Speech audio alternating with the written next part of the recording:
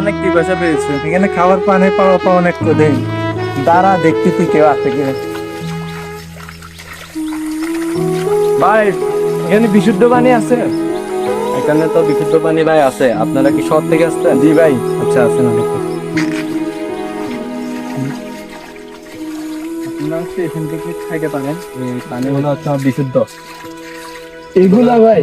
হ্যাঁ, এগুলো হচ্ছে এখানে যতগুলো পরিবার আছে পাহাড়ি, তারা হচ্ছে যে এখান থেকে পানি খায়। এগুলো একবারে বিশুদ্ধ, আপনারা চাইলে খাইতে পারেন।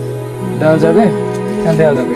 নেন, পানি এনে বোতল আছে, আপনি এখান থেকে নিয়ে, আপনাদের তো হবে না এটাও, আপনারা আবার নিয়ে খেতে পারেন। এগুলো তো অনেক পরিষ্কার পানি, ঠান্ডা।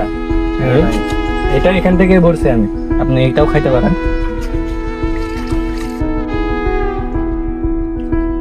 ভাই অনেক বিশুদ্ধ পানি, ভালো আছে এগুলা। আপনারা এগুলা খেতে পারেন। জি ভাই, এখানে হচ্ছে যে আমরা পাহাড়ে যারা হচ্ছে যে থাকে, তারা হচ্ছে যে এখান থেকে পানি খায়, আর পানিগুলো অনেক বিশুদ্ধ পানি এগুলো। আপনারা ঠিক আছে ভাইয়া, দেখা হবে। আপনারা ধন্যবাদ আবার। ঠিক আছে, ঠিক আছে।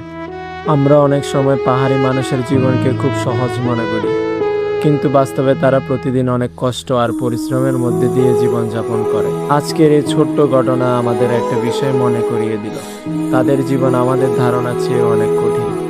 তাই পাহাড়ের সৌন্দর্য উপভোগ করার পাশাপাশি পাহাড়ি মানুষের জীবন, পরিশ্রম আর সংগ্রামকে সম্মান করা উচিত। পাহাড়ি জনজীবনের প্রতি রইল আমাদের আন্তরিক শ্রদ্ধা ও সম্মান।